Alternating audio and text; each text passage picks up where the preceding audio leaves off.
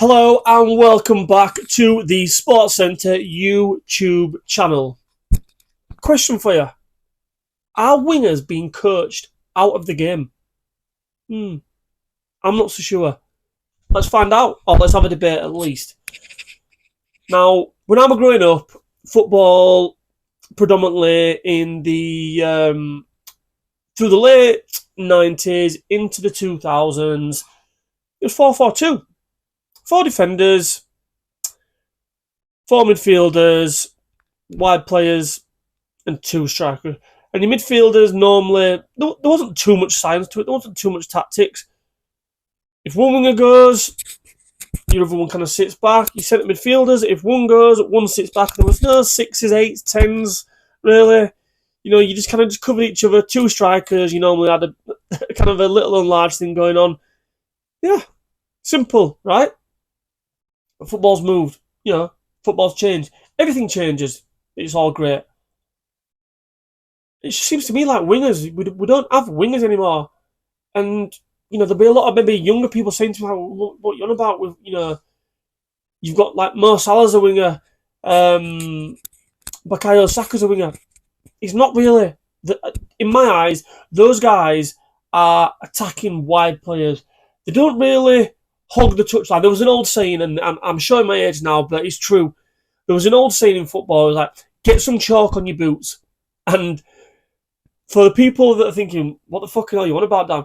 Right, so get some chalk on your boots was, as a wide player, get on the touchline, stand on the touchline, basically have your boots on the white lines, if you like, and spread the play, get the player wide, stretch the defence wide.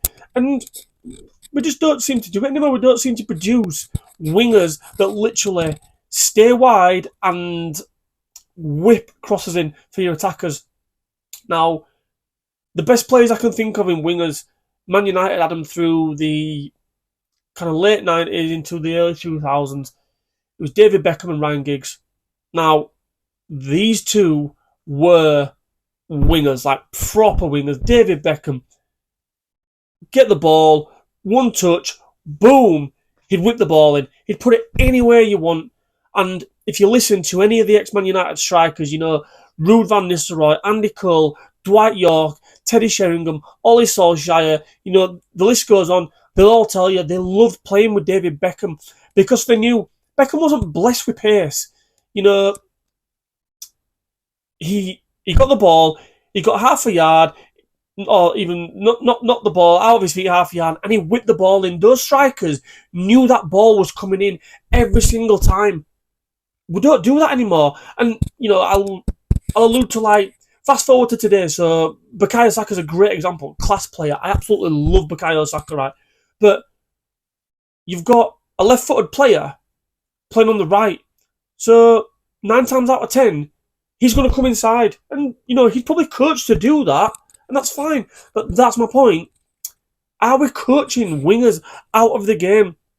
And I know there's a system with the 3 centre-backs and 2 wing-backs now. I've never been a fan of it. I never really see how it how it really worked.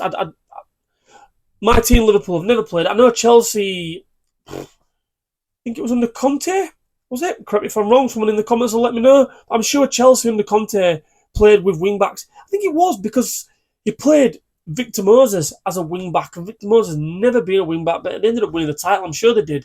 So it obviously worked for them, but I've never really seen that's it. It's a hard system to play. But nowadays, your fullbacks are normally the people that give you the width. So you play the inverted attacking forwards, the wide players, so your Sakas, your Salahs, your Anthony Gordons on the other side. They kind of play wide, come inside, create the space for your fullbacks to overlap. And this is what I mean. It just seems as though wingers don't exist anymore.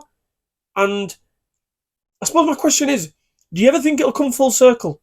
Do you ever think there'll be a time where football evolves that much that we almost evolve back to what I was talking about when I was growing up, when we go back to the 4-4-2?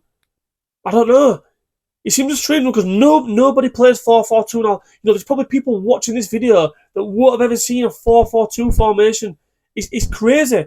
Everything's like 4-3-3 now.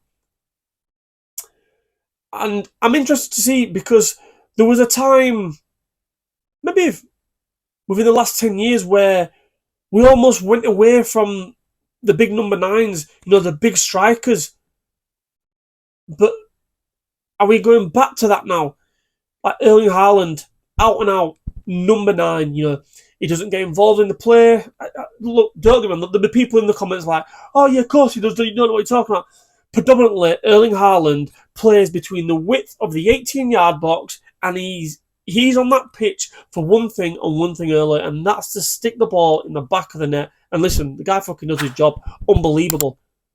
But there was a time not so long ago where we played the false 9s, if you like. The number 9s kind of dropped in, and then your attacking wingers went in. The biggest, probably one of the best examples I can give to you was Liverpool when they played with Mane, Salah and Firmino.